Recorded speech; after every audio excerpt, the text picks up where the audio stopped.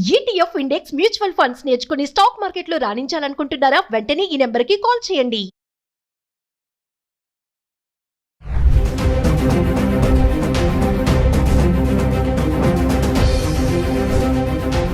నమస్తే, welcome back to Suman TV. ప్రస్తుతం మనతో పాటు ఉన్నారు consumers affairs committee chairman Mandari Krishnareddy గారు. నమస్తే సార్. నమస్తే అమ్మా. సార్, రీసెంట్ గా అమెరికా వెళ్ళడానికి పేరెంట్స్ ముఖ్యంగా చూసుకుంటే, మామూలుగా అమెరికా వెళ్ళడానికి చాలా ఇష్టం ఉండదు. పిల్లల్ని చూడడానికి వెళ్ళొచ్చు, మనవల్ని కానీ అక్కడ స్పెండ్ చేయాలనుకుంటారు. మరీ ముఖ్యంగా అక్కడ ఉండాలి, ఆ క్లైమేట్ కానీ అంత ఇష్టపడతారు కదా. కానీ ఏంటంటే ఇప్పుడు పేరెంట్స్ లాంగ్ డిస్టెన్స్ లో లాంగ్ పీరియడ్ వెళ్ళాలనుకున్న వాళ్ళు వెళ్ళడానికి ఇష్టపడట్లేదు, అక్కడ ఉండడానికి కూడా ఇష్టపడట్లేదు. ఎందుకంటారు? రీజన్ ఏంటంటారు? చాలా కారణాలు ఉన్నాయి దీంట్లో. మొదటిసారి వెళ్ళడానికి చాలా మంది ఇష్టపడతారు, కొద్ది రోజులు అక్కడ ఉండడానికి ఇష్టపడతారు. అంటే షార్ట్ టైంలో వెళ్ళిన వాళ్ళు, ఒక 10 రోజులు 15 రోజులు నెల రోజులు ఉండేటువంటి వాళ్ళు చాలా సంతోషపడతారు. ఎందుకంటే భారతదేశానికి అమెరికాకు మధ్యలో చాలా వ్యత్యాసం ఉంది. అక్కడ రోడ్లు కానీ, అక్కడ వాతావరణం కానీ, అంటే రోడ్లు చాలా నీట్గా ఉంటాయి. అసలు ఎక్కడ చెత్త చెదారం అనేది ఎక్కడ కనబడదు మనకు. అన్ని ఆటోమేషన్స్ ద్వారా ఎప్పటికప్పుడు క్లీన్ చేసేస్తారు. కాబట్టి అది మనకి ఎక్కడ కూడా చిన్న చెత్త కానీ, అసలు మన దగ్గర కనబడేటువంటి కంపు కానీ, లేకపోతే క్లీన్ చేయకపోవడం కానీ, ఎక్కడికెక్కడ పెంట కుప్పలు మున్సిపల్ సంబంధించినటువంటి కనబడడం కానీ, ఇలాంటి దృశ్యాలు మనకు అమెరికాలో ఎక్కడ గాలించి చూసినా కనబడవు. అది నెంబర్ 1. నెంబర్ 2 ఏమిటంటే, అసలు ఇలాగా ట్రాఫిక్ జాములు అవ్వడం కానీ, ఎక్కడ పడితే అక్కడ గంటల తరబడి వెయిట్ చేయాల్సిన పరిస్థితి కానీ ఇలాంటివి కానీ ఉండవు. ఎందుకంటే అక్కడ ట్రాఫిక్ నియంత్రణ చాలా గొప్పగా జరుగుతుంది. ఎవ్వరు కూడా ట్రాఫిక్ వయలేషన్స్ ఉండవు.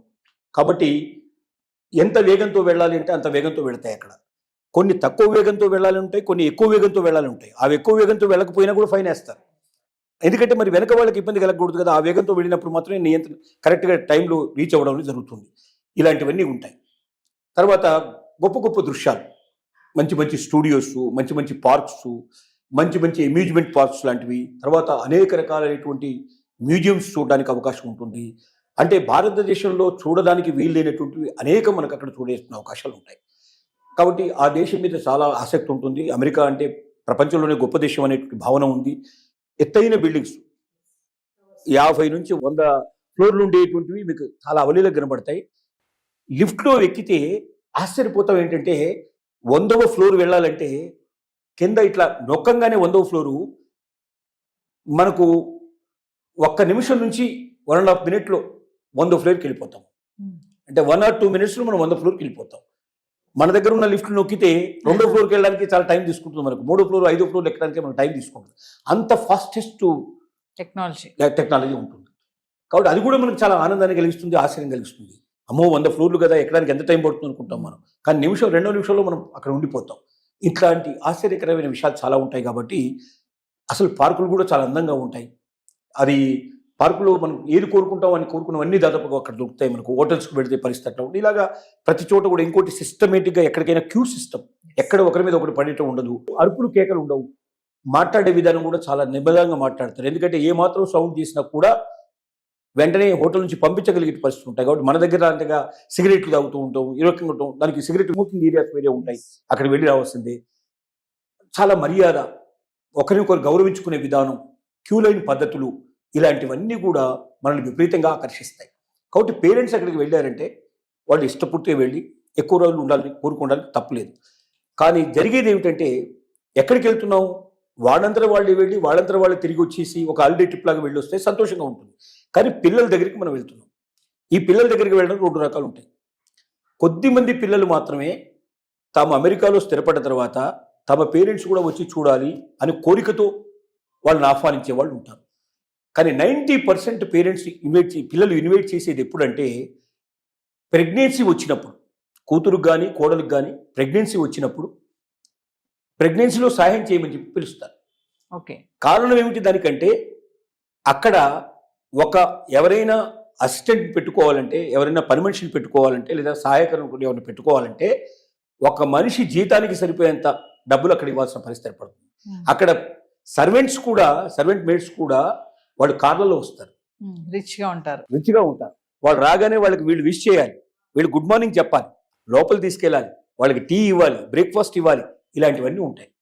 సో దీంతో ఏమవుతుందంటే, భారతీయులు అసలు అక్కడికి వెళ్ళేదే డబ్బు కోసం వెళ్తున్నారు.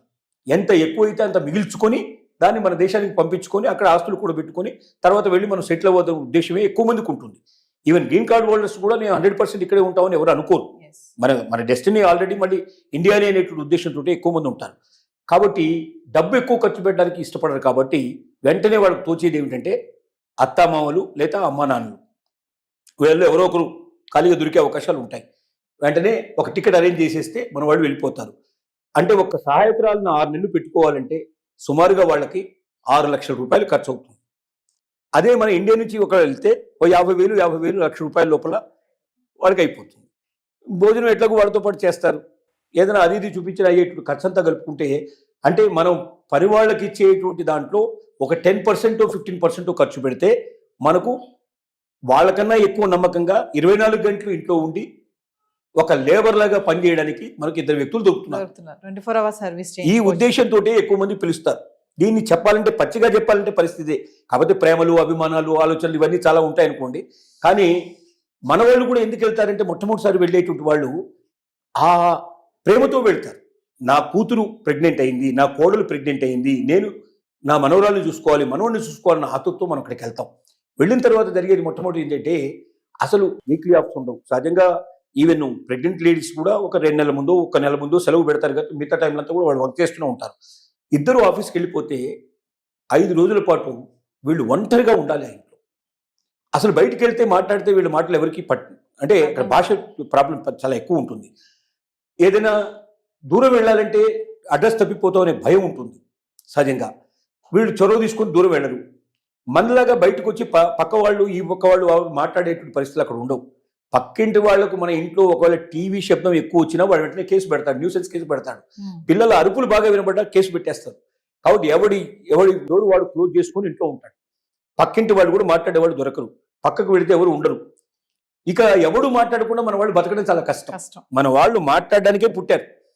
ముఖ్యంగా మగవాళ్ళు బయటికి వెళ్ళంగానే ఆడవాళ్ళు చేసే పని ఏంటంటే ఎదురింటి వాళ్ళు, పక్కింటి వాళ్ళు, వెనకింటి వాళ్ళంతా కలుసుకొని మాట్లాడడం, కలిసి ఉంటే కలిసి మాట్లాడుకోవడం, ఇలాగా సహజంగా జరుగుతుంది. ఆ ఎక్స్చేంజ్ ఆఫ్ థాట్స్ లేకపోతే మన వాళ్ళు బతకడం చాలా కష్టం. అంటే అక్కడ ఏంటంటే వారంలో 5 రోజుల పాటు వాళ్ళకి 10 దినాలు, ఒక్క సాటర్డే సండే మాత్రమే వాళ్ళకి హాలిడే వస్తుంది. ఆ హాలిడే రోజున ఏదైనా వీళ్ళని తీసుకెళ్తే ఒక సినిమాకో లేకపోతే ఏదైనా ఒక పార్క్కో లేదా ఇంకేదైనా తీసుకొచ్చే అవకాశాలు ఉంటాయి. మిగతా రోజుల్లో వాళ్ళతో కాస్త గడిపే అవకాశాలు ఉంటాయి. కానీ 5 రోజుల పాటు వీళ్ళు ఇంట్లో బంధించినట్టుగా బతకాలి. ఒక రకంగా చెప్పాలంటే ఖైదీల్లాగా బతకాలి. ఇది చాలా మందికి ఇష్టం ఉండదు. తర్వాత చాకిరీ అంతా 6 నెలలు మనం చాకిరీ చేయడానికి అక్కడికి వచ్చిన విషయం అర్థమవుతుంది. చాకిరీ అయిపోతుంది. ఆ తర్వాత ఏం చేస్తారు, ఏదో కొద్దిగా 1 రోజు 2 రోజులు సెలవు పెట్టేసేసి అమెరికాలో ముఖ్యమైన ప్రదేశాల్లో తిప్పేసేసి మళ్ళీ ఫ్లైట్ ఎక్కిచ్చేస్తారు, వచ్చేస్తారు. కాబట్టి ఈ రకమైన జీవితం గడపడానికి చాలా మందికి ఇష్టం ఉండదు. ఎందుకంటే స్వేచ్ఛా జీవితం, మన స్వేచ్ఛ కోల్పోతున్నాం. ఏం చేసావు అమెరికా పోయి అంటే ఇంట్లోనే గడిపానని, ఇంట్లో ఇల్లు వదిలిపెట్టి బయటకు పోవడానికి లేదు, వారం రోజులకి 5 రోజులు నేను ఇంట్లోనే గడిపానంటే, అసలు మన వాళ్ళని గడపాలంటే 5 రోజుల పాటు ఇంట్లో ఎవరు బిక్కచచ్చి ఒక్కరే ఉండి కూర్చోనంటే మాట్లాడడానికి మనుషులు లేకుండా రాత్రి ఎప్పుడో వస్తారు. వాళ్ళు వచ్చేవరకే చాలా లేట్ అవుతుంది. ఎందుకంటే ఒక్కొక్క నగరాన్ని 100 కిలోమీటర్లు 200 కిలోమీటర్లు ఎక్కడో వాళ్ళ ఉద్యోగాలు ఉంటాయి. కార్ డ్రైవ్ చేసుకుని పోవాల్సిన పరిస్థితి ఏర్పడుతుంది. కార్ డ్రైవ్లోనే 1 గంట నుంచి 2 గంటలు 3 గంటలు టైం దొరుకుతుంది. మళ్ళీ తిరిగి రావడానికి అంత టైం పడుతుంది. బాగా అలసిపోయి వస్తారు. ఎందుకంటే అక్కడ సిన్సియర్గా పనిచేస్తారు. మనలాగా పని దొంగలు ఎక్కువ ఉండరు అక్కడ. ఉంటే వాళ్ళని పని చేయనివ్వరు. పని దొంగలు ఎక్కువ రోజులు ఉండలేరు అక్కడ. కాబట్టి అందరూ సిన్సియర్గా పనిచేస్తారు, హానెస్ట్గా పనిచేస్తారు. అంత కష్టపడి వచ్చి వాళ్ళు 5 రోజుల పాటు గుడి చాకు చేస్తారు. ఒక రకంగా చెప్పాలంటే ఒక సామెత ప్రకారంగా 5 రోజులు గాడిదలాగా పనిచేస్తారు, 2 రోజులు గుర్రంలాగా సుఖపడతారు. ఆ 2 days వాళ్ళు ఏంటంటే ఎక్కడైనా వీకెండ్స్లో సముద్రం ఒడ్డుకు వెళ్ళడం, అక్కడ రెస్ట్ తీసుకోవడం, మంచి ప్లేస్లోకి వెళ్ళడం బాగా ఉంటారు. కానీ ఈ నలుగురు కలిసి వెళ్ళాలంటే అయ్యే ఖర్చు మోపిడవుతుంది. వీళ్ళని ఎందుకు పిలిచారు? డబ్బులు మిగిల్చుకోవడానికి పిలిచారు. ఒక రకంగా చెప్పాలంటే పనివాళ్ళని పెట్టాలంటే అక్కడ పనివాళ్ళు దొరకరని కాదు, బ్రహ్మాండంగా చూసుకునే వాళ్ళు దొరుకుతారు, అంతే హానెస్ట్గా దొరుకుతారు. దొంగతనాలు అట్లాంటివి ఏం జరగవు. ఎవరినైనా పిలిచి ఉండొచ్చు. కానీ తన జీతం దాదాపు సగం జీతం పోగొట్టుకోవాలి, లేదా ఇద్దరు వర్క్ చేస్తే అందులో ఒకరి జీతం పోగొట్టుకున్న పరిస్థితి ఏర్పడుతుంది. అంత డబ్బిచ్చి వీళ్ళు 5-6 నెలలు వీళ్ళని పోషించడం కష్టం అనే ఉద్దేశంతో వీళ్ళు తీసుకెళ్తారు. వీళ్ళ పర్పస్ ఏదైనప్పుడు వీళ్ళ ఖర్చు ఎక్కువ పెట్టడం. ఖర్చు పెట్టినప్పుడు ఏమవుతుంది, వీళ్ళు ఖైదీలాగా బతకాల్సి వస్తుంది. అందువల్ల ఎక్కువ మంది దానికి ఇష్టపడరు.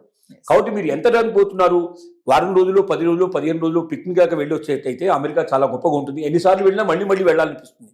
కానీ వాళ్ళ అవసరాలకు మాత్రమే పిలిచినప్పుడు మాత్రం అక్కడ వెళ్ళే వాళ్ళు 190 మంది ఈ రకమైన సఫర్ అయిన వాళ్ళు ఉన్నారు. రెండోసారి పిలిస్తే మేము రామని చెప్పిన వాళ్ళు చాలా మంది ఉన్నారు. వెళ్ళలేరు. అంటే వెళితే అక్కడ జరిగేది ఏమిటో తెలుసు కాబట్టి.